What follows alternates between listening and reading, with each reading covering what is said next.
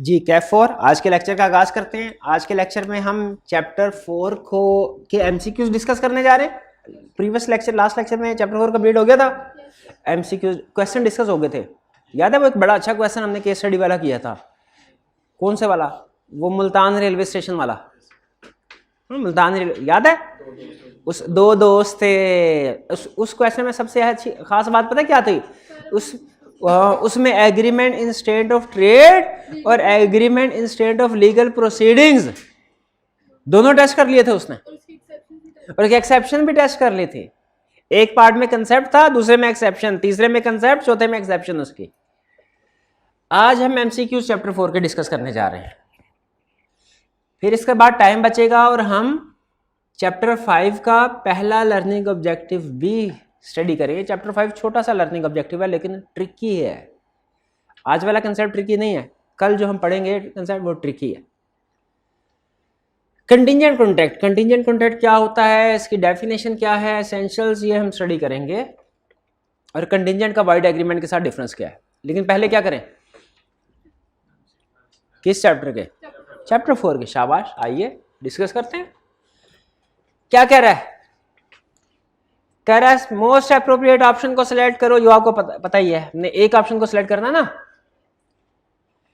Relation between the parties must exist to use fraud, under influence, coercion या mistake. किसमें relationship होना जरूरी है? अंडर इन्फ्लुएंस में है।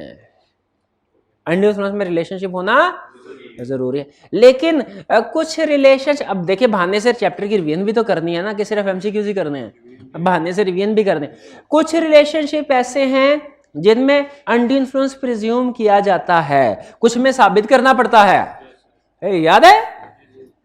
तो बताइए किन में अंडर इन्फ्लुएंस प्रिज्यूम किया जाता है? किस रिलेशनशिप में?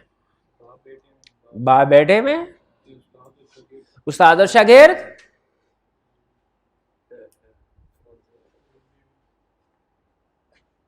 क्लाइंट और लॉयर में, सॉलिसिटर में किया जाता है, डॉक्टर और पेशेंट में,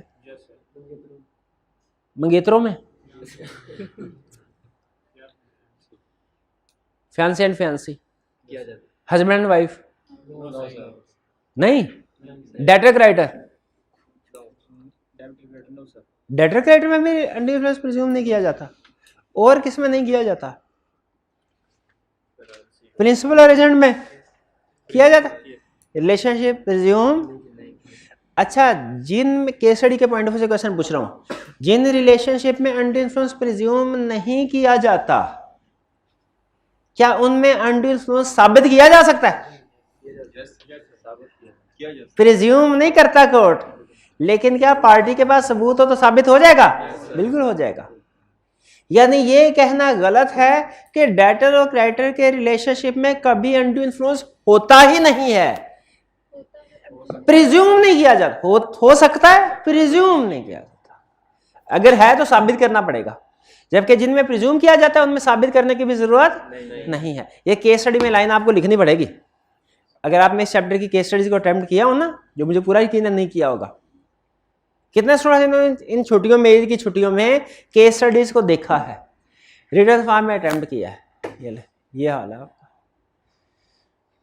चले कोई बात नहीं, अब कर लीजिएगा। कल भी एक छुट्टी आ रही है ना, तो वो कसर कल पूरी कर लीजिएगा, ठीक है। इस चैप्टर की केस स्टडीज आपने अटेम्प्ट करनी है, चैप्टर 4 की।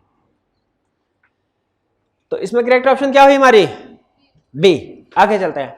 Undue influence implies it involves moral pressure, criminal liability, pressure of money, physical pressure on the party. Under influence में क्या होता है? Moral pressure. शाबाश। कोर्शन में होता है क्रिमिनल लायबिलिटी या physical pressure. Pressure of money तो हमने कोई कंसेप्ट नहीं पढ़ा हुआ ना। हाँ, ये तो करेक्ट ऑप्शन क्या हुई हमारी? A option, it involves moral pressure. Third, question में B directed upon the party whose consent is being caused.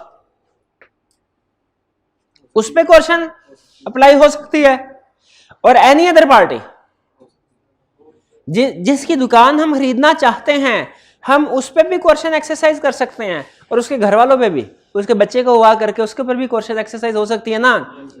Question लाजमी तो नहीं मेन पार्टी पे ही एक्सरसाइज की जाए, party to contract. Other person पे जिसके साथ पार्टी का कोई रिलेशन है उस पर भी एक्सरसाइज। अच्छा एक स्टूडेंट कहने लगा सर अगर हम किसी ट्रेडर के बच्चे को अगवा करते हैं और उसके साथ ट्रेडर के साथ कोई एग्रीमेंट करते हैं, ठीक है, तो ये तो अनड्यू इन्फ्लुएंस हुआ ना। क्यों? क्योंकि ट्रेडर और उसके बच्चे के दरमियान में रिलेशनशिप है, तो जब पार्टीज में रिलेशनशिप होता है वो तो अनड्यू इन्फ्लुएंस होता है। लेकिन एग्रीमेंट बच्ची और वालिद के दरमियान में थोड़ा ही है। अगर बच्ची और वालिद के दरमियान में एग्रीमेंट होता फिर अनड्यू इन्फ्लुएंस प्रिज्यूम किया जाता। यहाँ पे तो थर्ड पार्टी के साथ हो रहा है, ये अनड्यू इन्फ्लुएंस नहीं, ये कोर्शन है। तो थर्ड में करेक्ट ऑप्शन क्या हुई? सी, इधर ए और बी। क्लियर? फोर्थ पे चलें। Fraud exist if it is shown that false statement has been made knowingly, जानबूझ के। हाँ जानबूझ के कर दीजिए तो फिर ए फौरन टिक कर दूं। जब कभी क्वेश्चन में option all of the above या नन ऑफ द, तो सारी ऑप्शंस पढ़ के टिक लगाना है। इसमें ऑल ऑफ द अबव है ना, सारी ऑप्शन पढ़ लें, ए ठीक ऑप्शन है। नोइंगली स्टेटमेंट गलत दी जाए वो फ्रॉड होती है ना। फिर without belief in its truth, पता हो कि सच नहीं है फिर भी स्टेटमेंट दे दी, ये भी फ्रॉड है। विदाउट बिलीफ का मतलब है कि पता है कि सच नहीं है, या इसका ये भी मतलब यूं समझ सकते हैं कि ना पता सही है ना पता गलत है, ठीक है। यानी केयरलेसली, ठीक है, केयरलेसली कोई स्टेटमेंट दे देना ये भी फ्रॉड में आता है। थर्ड की बात, रेकलेसली, यही बात कर रहा third, recklessly without caring it to be true and false. अच्छा ये इंटरेस्टिंग लाइन है। एक है कि मुझे पता है, फर्ज कीजिए क्या मैं ट्रेडर बेचने वाला हूं, मैं माउस बेचता हूं, ये मेड इन चाइना है, मुझे पता है मेड इन चाइना, मैंने भाई को कहा ये मेड इन जापान है। फ्रॉड है ये? फ्रॉड है ये? चलिए ठीक। अच्छा मैंने ये भाइयाँ खरीदने के लिए आए, ये मेरे पास पड़ा हुआ है, मैंने बगैर चेकिंग किए कि ये मेड इन चाइना के मेड इन जापान है, बगैर चेकिंग किए इनको कह दिया मेड इन जापान है। बताइए ये फ्रॉड है कि नहीं? ये भी फ्रॉड है। ये रेकलेसली इसी चीज को शो कर रहा है कि अगर आप कोई स्टेटमेंट बगैर चेकिंग किए दे दे, देखिए बगैर तहकीक किए कोई खबर आगे पहुंचाना ये भी झूठे की निशानी है कि नहीं है?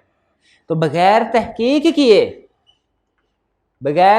किए अगर आप कोई स्टेटमेंट दे देते हैं तो ये भी फ्रॉड में आता है। इसका मतलब हुआ करेक्ट ऑप्शन हमारी क्या हुई? ए भी ठीक, बी भी ठीक, सी भी ठीक। तो करेक्ट ऑप्शन हमारी ना ए है ना बी है ना सी है, बल्कि क्या है? D, all of the above. 4 clear?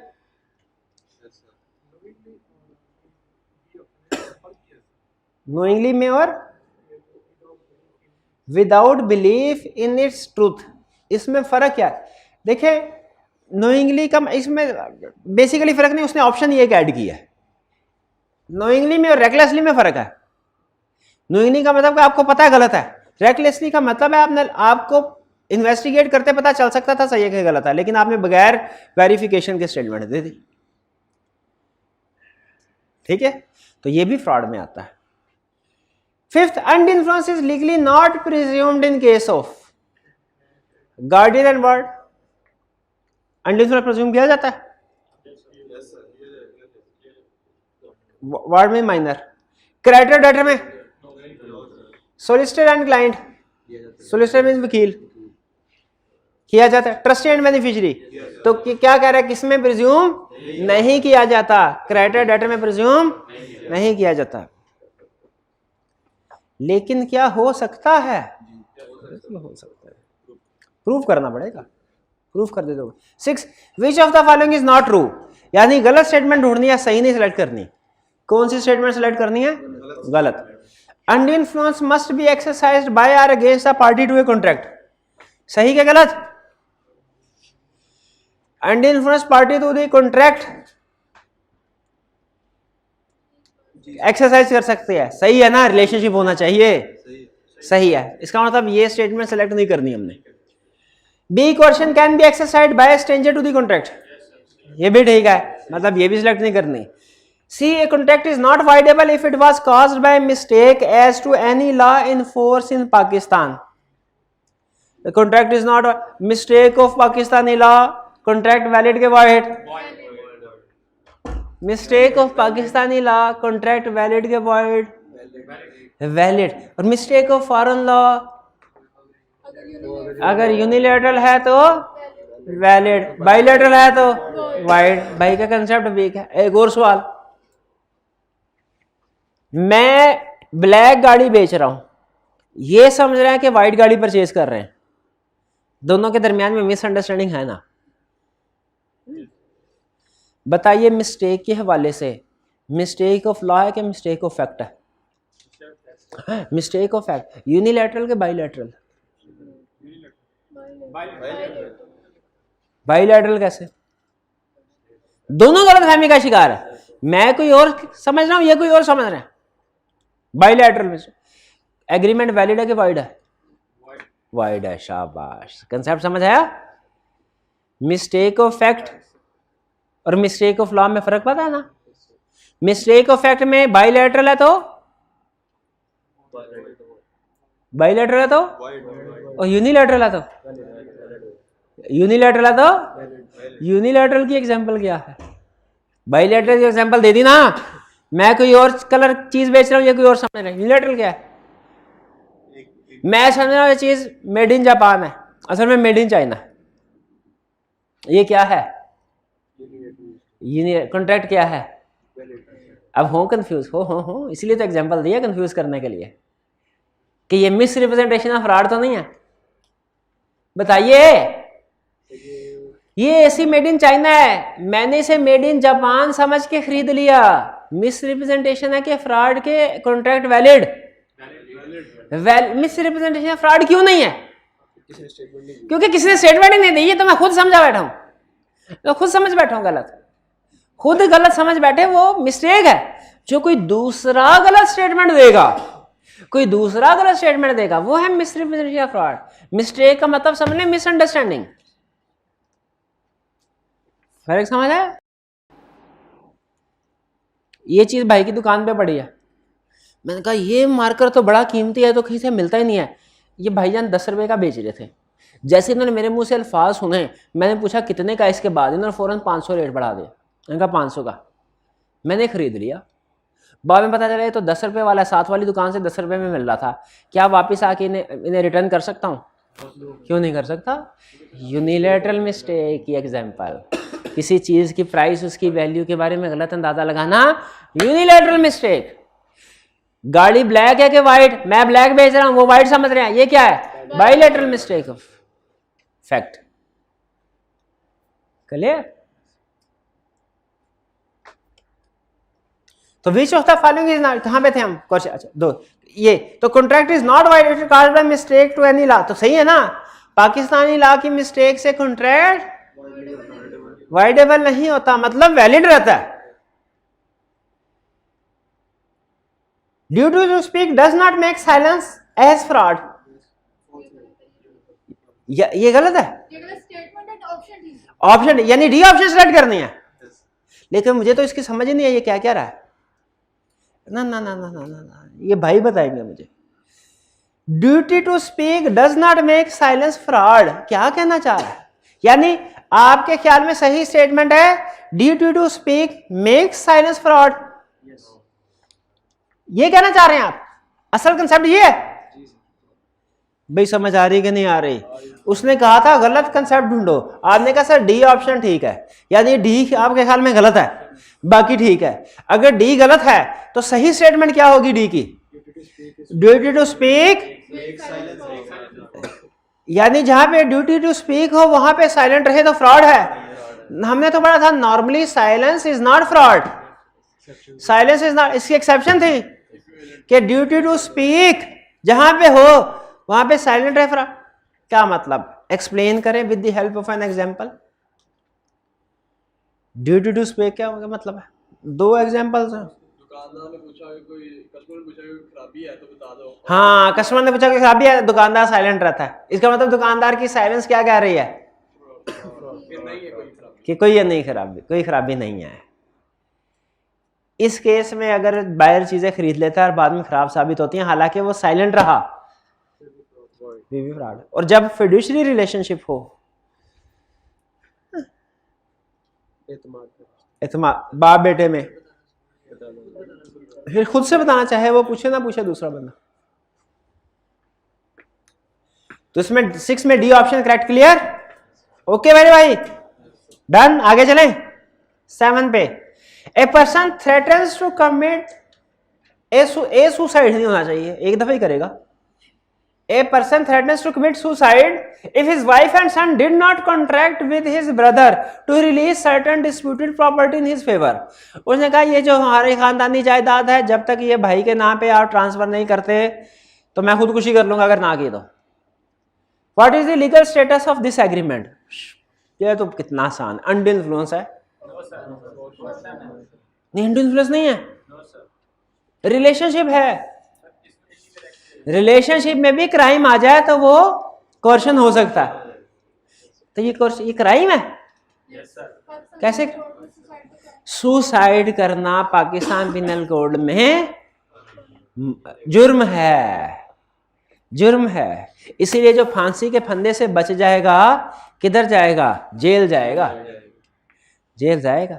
चूंकि सुसाइड एक क्राइम है, इसीलिए जो क्राइम होते हैं उन एक्ट्स के जरिए से अगर एग्रीमेंट किया जाए तो वो क्या होता है? वाइड तो है, आता किस में है? वो कोर्शन में। 7 क्लियर? इसमें क्या कौन सी option? Contract was caused by coercion. Yes, contract was caused by coercion, ये ऑप्शन करेक्ट है। कोई issue? 8 when party is standing in fiduciary relationship, fiduciary relationship में क्या है? बाप बेटा, trustee beneficiary, teacher student, guardian ward. नहीं, फियांसे फियांसी नहीं है मेरे ख्याल। वो तो वो एग्जांपल हो जाएगी ना जब जिनमें प्रिज्यूम किया जाता है। Legally, it will be presumed that the party in a dominating position must have caused the consent of other party through undue influence, which includes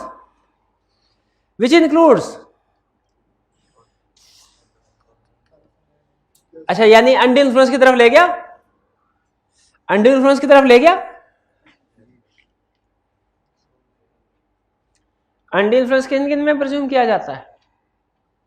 father and son, doctor and patient, teacher and student. ये example उसने book में नहीं बताई थी, MCQs में test कर रहा है टीचर एंड स्टूडेंट की। All of the above, all of the above. और डी ऑप्शन करेक्ट हुई। 8 में डी ऑप्शन करेक्ट है। क्लियर हो गया? आगे चलते हैं। बिलाल, बिलाल आ गया। Bilal is a manufacturer of colour television sets, colour television sets बनाता है Bilal. He gives an advertisement that in his opinion television sets manufactured by him is the best available in the market. Such statement will, इसमें साथ उसे add कर देना चाहिए था कि हालांकि असल में बेस्ट कोई और मॉडल है, उसने ऐड नहीं किया क्योंकि मिस रिप्रेजेंटेशन वगैरह का क्वेश्चन तब अराइज होगा ना जब वो गलत साबित हो जाए। अगर हमारा मॉडल वाकई बेस्ट है और हम कहते हैं बेस्ट है तो इसमें कोई मिस रिप्रेजेंटेशन वगैरह। तो इसमें बिलाल कह रहा है कि मेरे ख्याल में हमारा मॉडल बेस्ट है, हालांकि असल में ये बेस्ट नहीं है। तो बताइए ये क्या होगा? मिस रिप्रेजेंटेशन होगा, एक्टिव कंसीलमेंट है, फ्रॉड है कि ना? मिस रिप्रेजेंटेशन ना फ्रॉड? नहीं, ये कैसे हो सकता है? ना ना ना, चुप कर जाए, अब नहीं बोलना आपने। ये कैसे हो सकता है कि ना मिस रिप्रेजेंटेशन ना फ्रॉड हो? वो कह रहा है कि बेस्ट है, हालांकि असल में बेस्ट नहीं है, ये तो फ्रॉड है।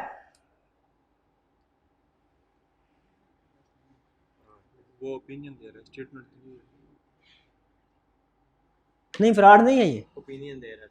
हाँ, ओपिनियन दे रहा है, इन हिज ओपिनियन। तो हमने फ्रॉड के और मिसरिप्रेजेंटेशन के एसेंशियल में पढ़ा था। एक्सेप्शन नहीं है, एसेंशियल में पढ़ा था कि जो स्टेटमेंट होनी चाहिए फैक्ट्स के बारे में होनी चाहिए, फैक्ट्स के बारे में होनी चाहिए, इन माय ओपिनियन नहीं होनी चाहिए। मिस रिप्रेजेंटेशन के एसेंशियल में पढ़ा था ना, मिस रिप्रेजेंटेशन के एसेंशियल पढ़े थे ना। क्या पूछने लगा हूं, बोले क्या पूछने लगा हूं? नहीं, ओपिनियन के बारे में नहीं पूछने लगा। बताइए मैं आपसे क्या सवाल करने लगा हूं? एसेंशियल्स बताइए फिर, मिस रिप्रेजेंटेशन के एसेंशियल्स क्या हैं? मिस रिप्रेजेंटेशन के एसेंशियल्स बताइए।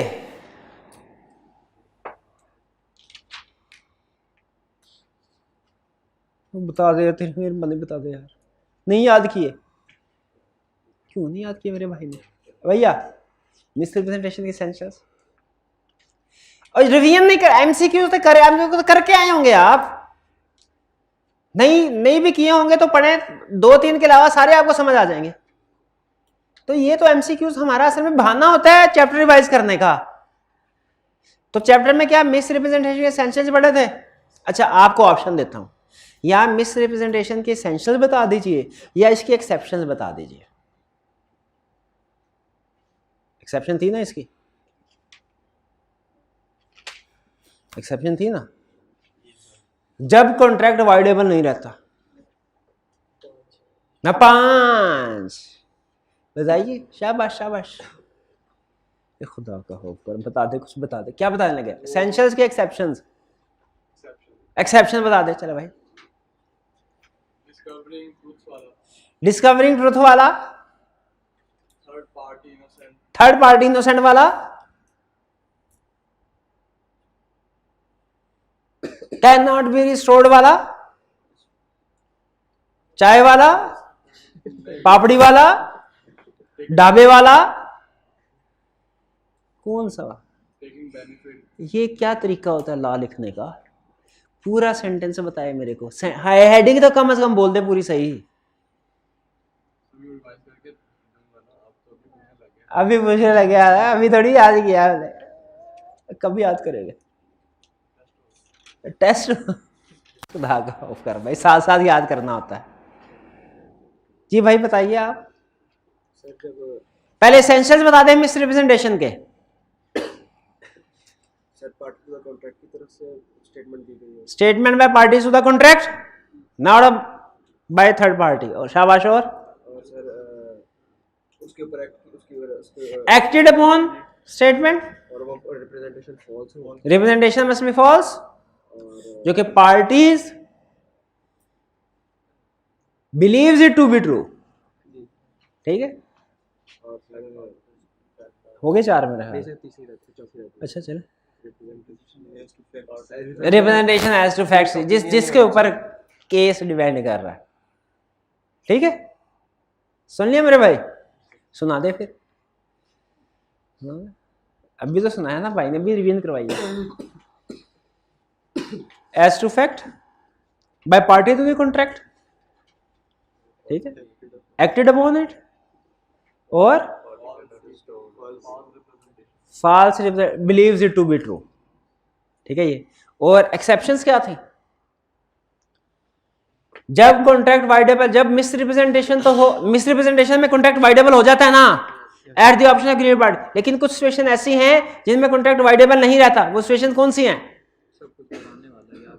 दोहराने वाला, कोई बात नहीं, दोहरा ले, अभी दोहरा, देख के बता दे, चल देख के बता दे, उसको याद हो जाएगा, उसको याद हो जाएगा। पहले कौन से थे? When misrepresentation can be identified, could have been identified through ordinary diligence. पहला, जब आसानी से आइडेंटिफाई हो सकते थे। और party did not act on the basis of misrepresentation, parties can not be restored to original position, third innocent party acquired the interest. हाँ, parties continue to take benefit after discovery of misrepresentation. ये 5 थे।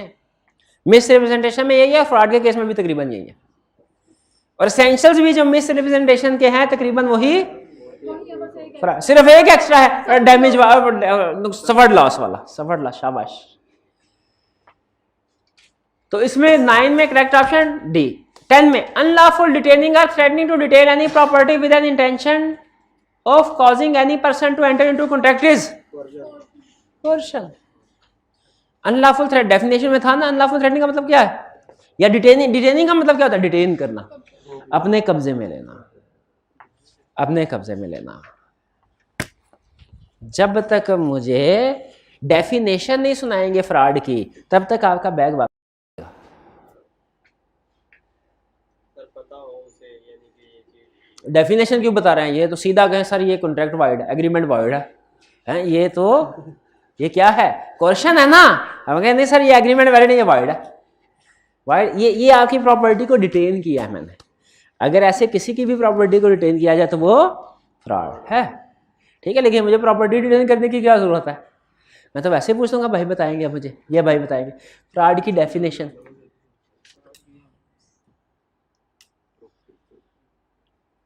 तीन points है, चले जैसी तैसी आती है वैसे सुना दे। सर मतलब उसको पता हो, मतलब उसको पता हो कि कोई स्टेटमेंट गलत है फिर भी वो स्टेटमेंट दे दे, ये फ्रॉड है। ये पहला पॉइंट। दूसरा पॉइंट, अगर वो उससे पूछेंगे ये फ्रॉड है या नहीं, वो चुप रहे, मतलब ये एक्टिव कंसीलमेंट ऑफ फैक्ट्स। और तीसरा एम्प्टी प्रॉमिस। एम्प्टी प्रॉमिस क्या होता है, जिसमें पेमेंट करने का इरादा, हमें कैसे पता चलता है पार्टी का पेमेंट करने का इरादा था कि नहीं था, हम पार्टी के दिमाग में घुसते हैं क्या, जब वो पेमेंट, जब वो चेक दे दे अकाउंट में पैसे नहीं है, इसका मतलब क्या है, एम्प्टी प्रॉमिस। क्लियर क्वेश्चन भाई, ठीक हो गया ना, समझ आई कि नहीं। फ्रॉड की डेफिनेशन समझ आ गई आपको, फ्रॉड की डेफिनेशन बता दीजिए। 3 पॉइंट नहीं, अभी भाई ने सुनाई तो थी, अभी सुनाई तो थी, फिर से सुना दे मेरे भाई। फ्रॉड की डेफिनेशन 3 पॉइंट। एक्टिव नहीं, पहले सबसे कॉमन वाले, हाँ, false statement which he believes to be false, और एक्टिव कंसीलमेंट, एम्प्टी प्रॉमिस, ठीक है। एक्टिव कंसीलमेंट की एग्जांपल बताएं मेरे पे डाल दो, जैसे ताकि गलत भी होना तो सर आपने एग्जांपल दी थी अपनी, भाई अब एग्जांपल आपकी हो गई, आपको एग्जांपल दे दी ना मैंने, आपकी हो गई, आपकी हो गई, मेरी नहीं है, मेरा उससे कोई ताल्लुक नहीं है। अब बताएं। सर वो आम बेचता है, उसके अंदर दाग है, उसके ऊपर वो स्टिकर लगा के दे देता है, स्टिकर लगा के देता है, खराब फल। फर्नीचर है उसके ऊपर पेंट करते, क्रैक है पेंट कर दिया उसने, जानबूझ के छुपाना, शाबाश।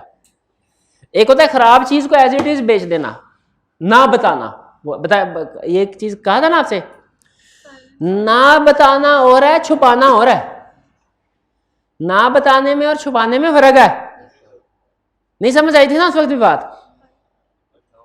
छुपाना फ्रॉड है, ना बताना फ्रॉड नहीं है। एक्टिव कंसीलमेंट का मत, साइलेंस और एक्टिव कंसीलमेंट में फर्क है। साइलेंस है ना बताना, एक्टिव कंसीलमेंट है छुपाना। साइलेंस फ्रॉड नहीं है, एक्टिव कंसीलमेंट फ्रॉड है। 11. Mr. A has 2 horses. One is black and other is white. He makes agreement to sell one horse to Mr. B. Mr. A believes that he is making agreement for selling white one, whereas Mr. B thinks that he is buying black horse. Is there any contract between Mr. A and B? Contract है क्या? क्यों नहीं है? Bilateral, mistake नहीं बोल रहे, unilateral के bilateral, mistake of fact के mistake of law, mistake of कह रहा है it is void on account of unilateral mistake regarding material fact. No no no, unilateral नहीं, bilateral. It is void on account of unilateral mistake of foreign law. No no no no, ठीक है। वैसे unilateral mistake of foreign law होती तो वो क्या होती, valid. It is void on account of bilateral mistake regarding material facts. Yes yes yes, यही तो है। तो सी ऑप्शन करेक्ट है, दोनों में कोई एग्रीमेंट नहीं है। मिस्टेक की टाइप्स पता है ना, बताइए मिस्टेक की टाइप्स। हाँ, पहली टाइप इसकी मिस्टेक, दूसरी टाइप इसकी मिस्टेक, तीसरी टाइप उसकी मिस्टेक, ये है मिस्टेक की टाइप्स। ये न तरतीब से चले ना, यूनिलैटरल बाइलैटरल तो बाद में आती है, पहले तो आता है मिस्टेक ऑफ फैक्ट और मिस्टेक ऑफ लॉ। पहले क्या आती है टाइप, मिस्टेक ऑफ फैक्ट और mistake of law. Mistake of fact का क्या रूल है? यूनिलैटरल है तो वैलिड, बाइलैटरल है तो वाइड। और मिस्टेक ऑफ लॉ का क्या रूल है? डिपेंड करता है पाकिस्तानी लॉ के फॉरेन लॉ। पाकिस्तानी लॉ है तो वैलिड, फॉरेन लॉ है तो डिपेंड करता है। यूनिलैटरल है तो वैलिड, बाइलैटरल। यानी mistake of foreign law is equal to mistake of fact. बताया था ना, F for foreign law, F for fact, दोनों का इंपैक्ट सेम। तो करेक्ट ऑप्शन क्या होगी हमारी? C, bilateral mistake regarding material facts.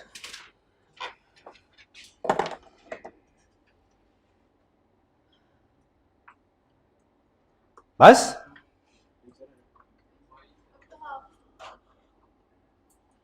हाँ। A young widow was forced to adopt the boy under the threat of preventing the dead body of her husband from being removed from getting cremated. Can widow set aside adoption deed? Indian case है। वो कहता है भाईजान, window बेवा, husband उसका death हो गई, उसके अंतिम संस्कार से पहले उन्होंने, फैमिली वालों ने कहा कि जब तक कि तुम बच्चे की अडॉप्शन ना लो, कि तुम इस बच्चे को अडॉप्ट करो, जिम्मेदारी ना लो बच्चे को पालने की, हम तब तक इसका अंतिम संस्कार नहीं करेंगे। बताइए, एग्रीमेंट वैलिड है क्या? Can widow set aside adoption deed? क्या widow adoption deed, widow adoption deed set aside कर सकती है, कैंसिल कर सकती है? उस वक्त कह दे ठीक है मैं इस बच्चे को अडॉप्ट करती हूं, और जैसे ही उसको अंतिम संस्कार हो गया उसका, उसने कहा नहीं ये बच्चा मैं नहीं अडॉप्ट कर रही, क्या विडो सेट असाइड कर सकती है? यस कर सकती। क्यों? क्योंकि एग्रीमेंट क्या था? अंडर इन्फ्लुएंस था कि कोर्शन था? अंडर इन्फ्लुएंस था कि कोर्शन था? मेरा ख्याल है ये क्राइम नहीं था। वैसे हमें नहीं पता इंडिया में ये क्राइम होता है कि नहीं होता, पाकिस्तान में तो नहीं है। तो इसका मतलब है ये no because of are made by her free, no no are made by fraud, no no under influence. ये मेरे ख्याल में सी है, अंडर इन्फ्लुएंस। मैं डी लिखा हुआ है, इंडिया में होगा फ्रॉड, ये मेरे ख्याल में अंडर इन्फ्लुएंस आना चाहिए।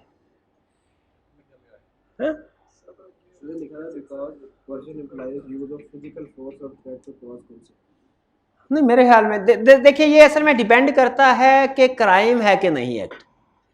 अगर ये चूंकि पाकिस्तान, ये एग्जांपल पाकिस्तान की नहीं है, इंडिया की है, ठीक है? तो पाकिस्तान में चूंकि ये क्राइम नहीं है, इसलिए मेरे ख्याल में ये ऑप्शन सी होनी चाहिए। नहीं पासपोर्ट पर का नहीं। क्लियर हो गया ये? आगे चले। नहीं एग्जाम में अगर आगे आप सी लगा दीजिएगा, बेफिक्र है, इंशाल्लाह ठीक होगा। 13 question is committing a threatening to commit any act which is forbidden by Pakistan penal code. A option correct है।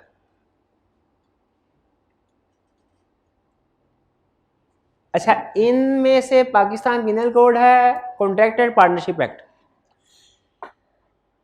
क्या हमने कॉन्ट्रैक्ट एक्ट और पार्टनरशिप एक्ट हमारे सिलेबस में है? कॉन्ट्रैक्ट एक्ट पार्टनरशिप हमारे सिलेबस में है? यस है। अच्छा, पाकिस्तान पिनल कोड हमारे सिलेबस में है कि नहीं? नहीं है, क्योंकि ये क्रिमिनल लॉ है। ये दोनों सिविल लॉ की एग्जांपल है, ये क्रिमिनल लॉ की एग्जांपल है। ये डिफरेंस पढ़ा हुआ हमने? अभी नहीं पढ़ा, आगे चल के पढ़ेंगे। Which of the following does not affect free consent of parties? इनमें से कौन सा एक्ट फ्री कंसेंट को इफेक्ट नहीं करता? अच्छा गौर से पढ़ लीजिएगा, वो ये नहीं कह रहा कि विच of the following does not effect validity of contract. Validity of contract को सारे इफेक्ट करते हैं, लेकिन वो पूछ क्या रहा है? फ्री कंसेंट को क्या इफेक्ट? फ्रॉड फ्री कंसेंट में आता है, मिस रिप्रेजेंटेशन फ्री कंसेंट में आता है, अंडर इन्फ्लुएंस फ्री कंसेंट में आता है, unsoundness of mind free consent में आता है? ये नहीं आता, ये नहीं आता। क्वेश्चन की रिक्वायरमेंट गौर से पढ़ लें, वरना आप ये सोच के परेशान होंगे कि इन सब में कॉन्ट्रैक्ट तो इन सब में वॉइडेबल है, वॉइड है। तो सेंट उसने पूछा कंसेंट का है, तो डी ऑप्शन करेक्ट है। 15 which one is not A fraud? इनमें से कौन सी चीज है जो फ्रॉड नहीं है? Non disclosure of material facts known to party, party को पता है मटेरियल फैक्ट्स लेकिन नहीं बताए, ये फ्रॉड है? साइलेंस है, नॉन डिस्क्लोजर में साइलेंस इज नॉट फ्रॉड, ये फ्रॉड नहीं है। आगे देखते हैं, silence maintain by party where silence is equivalent to his speech, ये फ्रॉड है। Active concealment of facts having knowledge, a promise made without an intention are performing it, empty fraud. तो ये बी सी डी सारे fraud है, not fraud कौन सा है? A option correct है हमारी। 16 in case of sale of goodwill, sale of goodwill का केस है, पेमेंट ऑफ मनी का नहीं। अगर किसी को पैसे दे के कहे बा भाई तेरी मेहरबानी दूसरी मार्केट चला जा, ये एग्रीमेंट क्या है? वॉइड है। लेकिन अगर किसी से उसका बिजनेस खरीद के उसे कहा जाए जाओ भाई यहां से निकलो अब, ये वैलिड है। सेल ऑफ गुडविल या सेल ऑफ बिजनेस इसी को कहते हैं। Restrain to similar business for the seller of good is valid if it is for specified local limit, particular period of time, restriction must be reasonable, all of the above, तीनों होनी चाहिए फिर valid. अगर restriction reasonable नहीं होगी, ठीक है, local limit specify नहीं होगी, तो वो एग्रीमेंट वॉइड हो गया। टाइम लिमिट बिल्कुल 2-3 साल रीजनेबल होते हैं नॉर्मली, ठीक है, 2-3 साल। अगर हमेशा के लिए कह दिया जाए कि भाई तुम ताक़यामत बिजनेस नहीं करोगे, वो वाइड है, वो वाइड है। एक केस था जिसमें डॉक्टर ने अपने असिस्टेंट को कहा मैं तुम्हें काम तो सिखाता हूं लेकिन मेरी शर्त ये है कि जब तुम मुझे छोड़ के जाओगे ना तो तुम कभी भी इस 1 किलोमीटर के एरिया में अपना क्लिनिक नहीं खोलोगे। डॉक्टर ने सारा काम उसे सिखा दिया असिस्टेंट को, असिस्टेंट ने काम सीख के साथ वाली दुकान खोल ली साथ। बताइए ये एग्रीमेंट वैलिड था कि नहीं? ये वैलिड है कि नहीं? इसमें एक चीज रीजनेबल थी, एक चीज रीजनेबल नहीं थी। स्पेसिफाइड लोकल लिमिट जो थी ना कि 1 किलोमीटर के अंदर अंदर, वो रीजनेबल थी, लेकिन उसने कहा कभी भी नहीं खोल सकते, ये वाइड थी। अल्लाह ने कहा कि हाँ आप 2-3 साल तक की रिस्ट्रिक्शन लगा सकते हैं, ये रिस्ट्रिक्शन नहीं लगा सकते कि वो कभी भी ओपन नहीं कर सकता। जे हाँ, अगर लेकिन ये सेल ऑफ गुडविल का केस नहीं था, ये तो एक लहदा से आपको एग्जांपल दिया ना, ये तो सर्विस वाला केस था, सेल ऑफ बिजनेस या सेल ऑफ गुडविल का केस नहीं था। अगर सेल ऑफ बिजनेस या सेल ऑफ गुडविल वाला केस हो तो उस सूरत में ये रिस्ट्रिक्शन कब तक की जा सकती है? Till the business. 12 इसमें करेक्ट ऑप्शन हमारी क्या हुई? D. 17 which one of the following is not void, यानी वैलिड है? Agreement to marry particular person, valid है, बिल्कुल valid. Agreement not to marry at all, ये agreement in state of marriage है, वाइड है। Agreement to prevent the person from getting married, ये भी void. Agreement to marry in heaven, valid नहीं, uncertain है भाई, अनसर्टन है, ये भी वाइड है। ए एग्रीमेंट वैलिड है, यानी not void. 18 which one of the following is not a restraint to trade, agreement ये में कौन सा एग्रीमेंट? अच्छा आपको ये पता है, वैसे मैं प्रैक्टिस आपको बता दूं, समटाइम जो शुगर फैक्ट्री वाले होते हैं ना, इन्होंने फार्मर के साथ एग्रीमेंट किया होता है, आपकी फसल पे जितना भी गन्ना उगेगा अगले सीजन में सारे का सारा आप सिर्फ हमें बेचेंगे, हमेशा ही किया होता है। अच्छा अब क्वांटिटी सर्टन नहीं है लेकिन कैपेबल ऑफ बीइंग सर्टन है। सर्टन और कैपेबल ऑफ बीइंग सर्टन में फर्क पता है ना? कैपेबल क्योंकि जब फसल उगेगी तो जितनी भी क्वांटिटी हो सकती, मेरे गोदाम में जितना भी चावल है सारा बेचता हूं, क्वांटिटी नहीं बताई, कैपेबल ऑफ बीइंग सर्टन, लेकिन एक एग्रीमेंट वैलिड है। याद है एग्जांपल बड़े थे, क्योंकि गोदाम में जाके गिनो सर्टन हो जाएगा। तो ये लेकिन याद रखें इसमें एक कंडीशन होती है जरूर, क्या कि फैक्ट्री वाला बाउंड है कि वो फिर खरीदेगा गन्ना। ये ना हो कि उसे कह दिया कि भाई तुमने सारा गन्ना जो होगा मुझे बेचना है, और जब वो बेचने के लिए आए तो कहे मैं नहीं खरीदता, फिर बायर भी बाउंड होगा खरीदने के लिए, वो रिजेक्ट नहीं कर सकता उसको। देखिए फेयर ट्रांजैक्शन तो तब होगी ना जब एक भाईजान एक की जिम्मेदारी लगा दी कि आपने सारी फसल इनको सेल करनी है और दूसरे की भी जिम्मेदारी लगे कि भैया आपने फिर खरीदनी भी है, क्योंकि वो उसने किसी फार्मर ने किसी और के साथ एग्रीमेंट नहीं किया होगा। फिर कह रहे which one the following is not restraint to trade, इनमें से कौन सा एग्रीमेंट रिस्ट्रेंट ऑफ ट्रेड नहीं है यानी वैलिड है। दूसरे लफ्जों में क्या कह रहा है, कौन सा एग्रीमेंट वैलिड है, क्योंकि रिस्ट्रेंट टू ट्रेड होगा तो वाइड है, नहीं होगा तो वैलिड है। Agreement to sell all produce to a certain party with a stipulation that buyer is bound to accept the whole quantity, ये एग्रीमेंट वैलिड है, ये रिस्ट्रेंट ऑफ ट्रेड नहीं है। रिस्ट्रेंट ऑफ ट्रेड इसलिए है क्योंकि बज़ाहिर ये लगता है कि अगर मैं इन भाईजान के साथ एग्रीमेंट करूंगा ना, आपने अपनी सारी प्रोडक्ट मुझे बेचनी है, तो इसका मतलब है ये प्रोडक्ट किसी और को नहीं बेच सकते, तो ये रिस्ट्रेंट टू ट्रेड बज़ाहिर लगता है। बज़ाहिर लगता है कि जब मैंने इनकी पाबंदी लगा दी सारी चीजें आपने मुझे बेचनी है, किसी और को नहीं बेचनी, तो बज़ाहिर क्या लगता है, ये क्या है, एग्रीमेंट रिस्ट्रेंट टू ट्रेड। लेकिन कहता है कि अगर बायर भी बाउंड है एक्सेप्ट करने के लिए, फिर ये एग्रीमेंट रिस्ट्रेंट ऑफ ट्रेड नहीं है, वैलिड है। Okay, agreement to stop rival shopkeeper in particular locality from doing business in consideration of money, in consideration of money, ये एग्रीमेंट रिस्ट्रेंट ऑफ ट्रेड है, ये वाइड है। हाँ, यहां पे कंसीडरेशन ऑफ मनी की बजाय क्या लिख देता, गुडविल, सेल ऑफ गुडविल या सेल ऑफ बिजनेस लिख देता ना, फिर ये वैलिड हो जाता। लेकिन अभी तो पहले वाला वैलिड ही, फिर सी जरा गौर से पढ़िएगा, agreement to sell all produce to a certain party and the buyer is free to reject the goods, यानी एक तरफ मैंने इनको पाबंद कर लिया कि सारी चीजें मुझे बेचनी है, और दूसरी तरफ जब ये बेचने आए तो मैंने कहा मैंने नहीं खरीदनी। ऐसे होना चाहिए? नहीं होना चाहिए, ये एग्रीमेंट वाइड है। तो करेक्ट ऑप्शन क्या हुई हमारी, A, partial restraint in trade. देखिए पार्शियल रिस्ट्रेंट इन ट्रेड भी रिस्ट्रेंट टू ट्रेड ही होता है।